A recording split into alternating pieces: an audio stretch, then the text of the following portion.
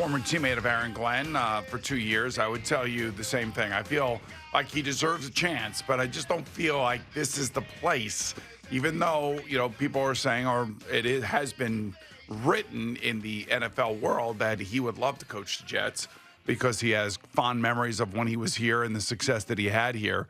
I understand that. It is a huge job. It is a beast of a job. I've often said that. It is not the easiest of jobs to deal with when you are a coordinator, that you've never had head coaching experience, and you're going to be in front of the media every single day. You're going to have to deal with just all the things that go on with the Jet internal organizational stuff with Woody and his family and Christopher and everything else, which is not easy. I would much rather have a guy that's been down that road, whether it be with the Miami Dolphins or whether it be with the Chicago Bears or the Green Bay Packers or the Dallas Cowboys. I just would much rather have a guy who knows what he is stepping into and hopefully has a staff already put together. That's the other aspect here. I don't know who these guys believe their offensive coordinators are going to be. I don't know if they want Aaron Rodgers back. I don't know whether or not they feel like they can get the best out of this roster, the way that it's configured, which is not bad. It's not a bad roster. I wouldn't sit here and tell you that it's one of the top 5 rosters, but I think I could make an argument that it's a top 10 roster, not counting the quarterback, because we don't know what the quarterback situation is. We do know that Tyrod Taylor does have a contract for next year, but you're right. I mean, and we've been saying it, that another coordinator who's never done the job. No matter how popular he is, or no matter how popular he was as a player here, and I think that the initial foray into Aaron Glenn would be wonderful. I think a lot of people would like that initially, but I want to put up the red warning signs, and I want to put up the lights, and I want to make sure that he understands what he is getting into, if in fact they ultimately fall on him and they want to give him the job. I'm with you, man. I've been with you since the beginning when we were talking about this, because the Jets have been going down this road for years and years and years and years and years. Yeah, and you mentioned I'd rather have a guy who was in charge of an organization, whether it be the Dolphins or the Chicago Bears. And when you say Chicago Bears, that includes Matt Nagy, who, Mike Fliegelman here, who is the overnight producer and works with us occasionally and does some shows here or there. People listen to the radio station a lot, know Fleegs. Very, very knowledgeable guy. He is basically a lobbyist for Matt Nagy. So he has decided, big Jet fans decided Matt Nagy's the guy. And when I hear him, he does make sense as compared to some of these other candidates. Well, it's tough to, when you talk about a guy who's been fired before, to get past that initial thought that you had about them. When you first hear that name and you're like, you don't want to recycle that guy, just didn't work. But then when you really go back and you look at a guy's tenure in a particular place, like Chicago, the reason why I really like a guy who coached in Chicago coming to the Jets is, even though the Jets are still very, very different than most organizations, Chicago has had that history of never being able to find the quarterback. It's an organization with a very impatient fan base. They play in a division with a legacy team that is always beating them in the Green Bay Packers, and a big rivalry there. And he went in there and did have some success. Now, of course, in the end, they ended up having to draft a rookie quarterback, and it's Justin Fields, and the whole thing blew up in the 6-11, and that was the end of that. But they were a 12-4 football team. He had Mitch Trubisky. They were able to win some games. He had a season where they were 500 as well. He's obviously an offensive mind. He's worked under Andy Reid multiple times. I don't think you can look at Matt Nagy's tenure in Chicago and say that it's a failure by any stretch of the imagination. The guy knows how to coach. Brian Flores knows how to coach. Aaron Glenn knows how to coach. But, really, when you're getting down to it, it's really, do they know how to manage games? Do they understand situational football? Did they go in with an idea of how to run a team? This is exactly what Dan Quinn did last year, or has done this year, with the Washington Commanders. He learned from his previous time in Atlanta, went become the defense coordinator. Dallas was around. Mike McCarthy was around the way things were done. He saw all of those things. He was the steady hand that the Commanders wanted with new ownership, and they were lucky enough to have the 2nd overall draft pick and drafted Jaden Daniels. Now he's standing on the sideline and looks like a genius, because he's got the player. He's got the quarterback. He's got the player that if they're behind in the fourth quarter, guess what? He can lead them back 10 different times, and they can win one-score games, and they can do it in a multitude of ways. So that player makes that coach look like he's the right guy for the team, and that's exactly where the Jets are, because they're going to have to draft somebody, or they're going to go through the whole rigmarole of bringing in another stopgap guy. And do they consider Tyrod Taylor the stopgap guy? Would a guy like Matt Nagy want to keep Aaron Rodgers here? They run similar offenses. It's the West Coast hybrid offense. Look, he's had success with Andy Reid. He had a modicum of success with Chicago. He knows how to run a football team. I think he's a guy that can handle a press conference. I listened to 1 million of his press conferences, and I was a part of the score out there when he was the coach out there. Yeah, so basically, really what my question is to you is, does that experience in Chicago unlock that thing that we are looking for the next Jet head coach? It's someone who can deal with this cesspool, this blender of Jetdom, this everything that we talk about where guys come here and just get caught up in the tornado and spit out. Very smart guys. Let me just give you this. I'll give you an example that we're all living through right now. So, President Trump went back in 2016, took office, wasn't really sure what he was doing because he wasn't a politician.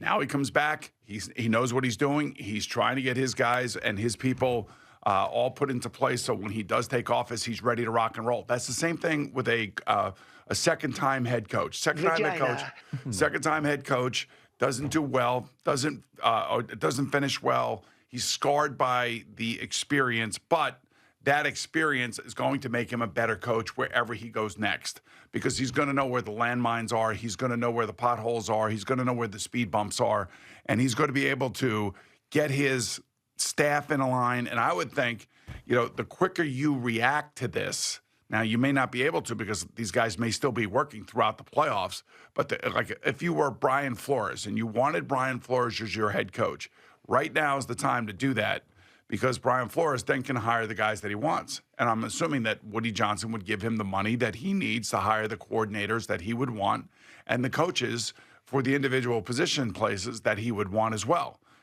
If you wanted to do that, you would do that now.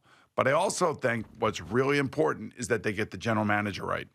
The general manager has got to be right as well. He doesn't have to be a big-time personality guy. He just got to be a guy that has had a track record of some success in the NFL somewhere else. Joe Douglas had success. He was basically unknown when they hired him away from Philadelphia.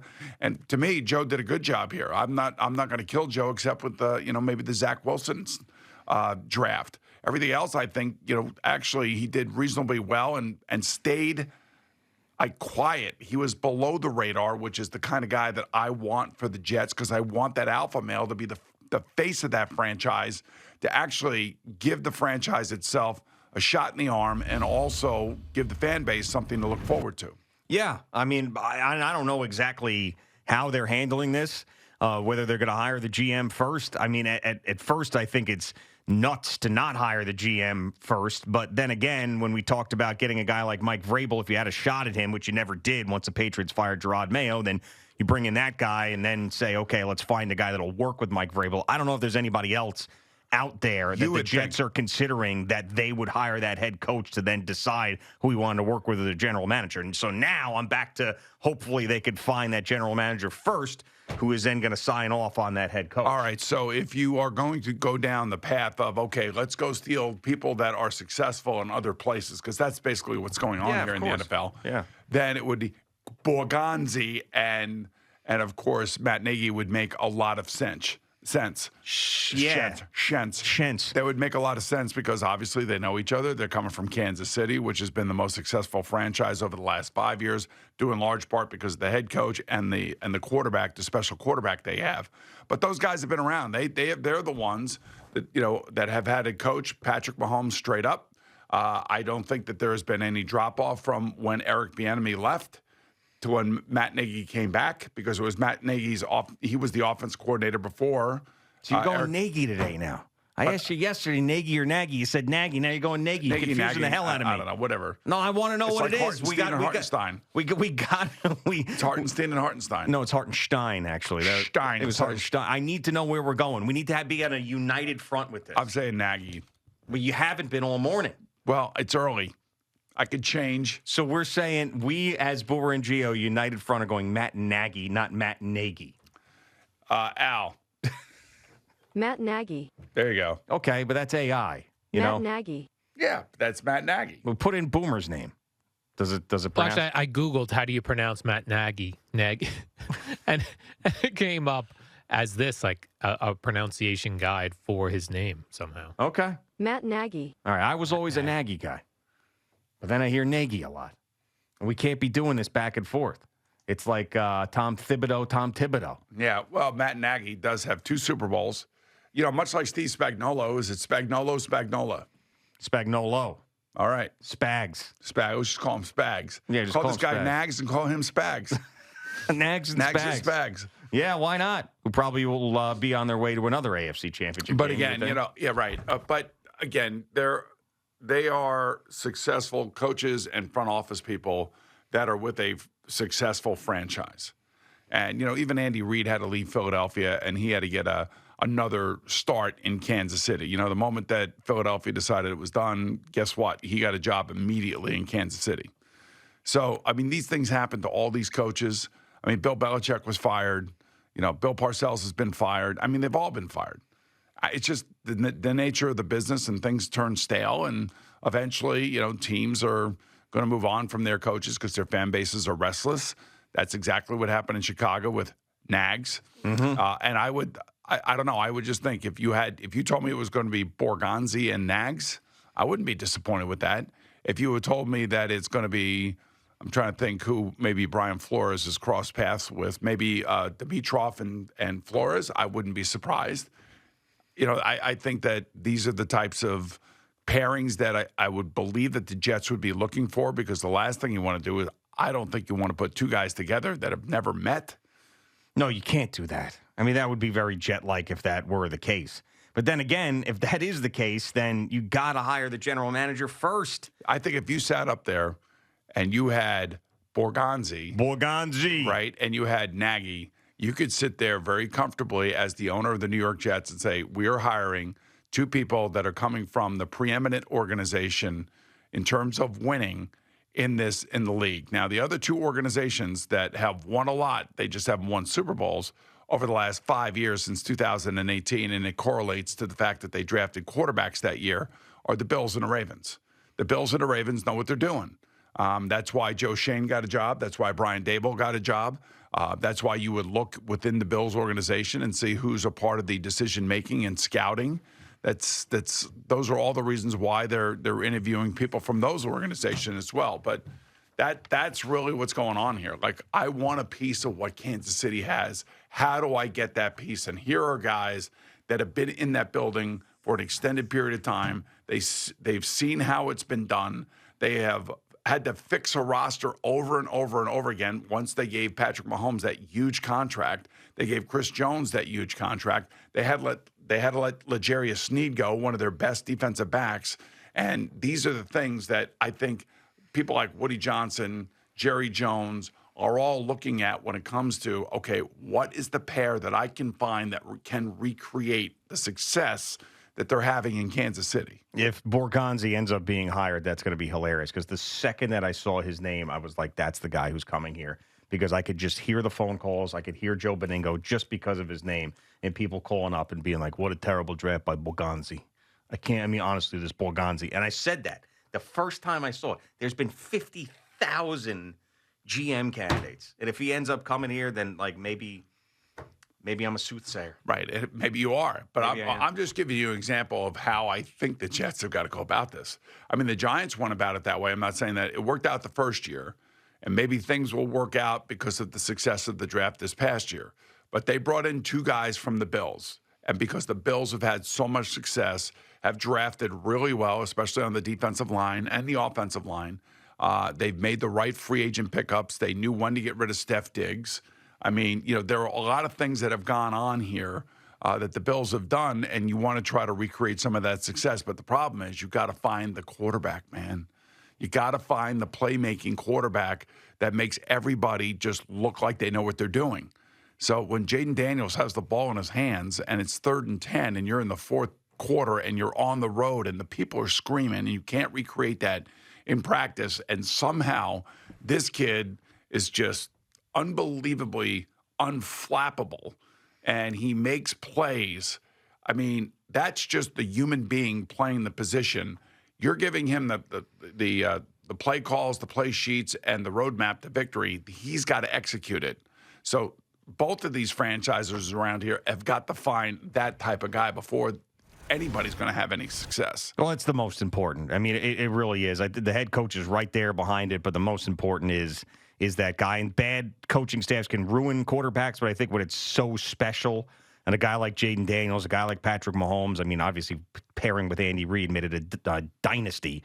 But really, it's if you have that guy that's so good, but that's the thing you pick first and foremost. And look at how like Jared Goff, Ben Johnson, and Dan Campbell are. You know, that didn't get off to the greatest of starts. Well, he wasn't the Ben Johnson was not the offensive coordinator when they first started there. You know, he took over at like year 2 or 3 of Dan Campbell's tenure. I think it was like Jim Bob Cooter back in the day. Is that what it was? Yeah. But Ben Johnson did not start year 1. He was there on the staff, but he did not start year 1 as the offensive coordinator for them. And then when he did and then became the offensive coordinator, things went to a different level. And we'll see maybe if Ben Johnson goes to Dallas. You know, that is now one of the things that there's some, if there's smoke, there's fire type of deal.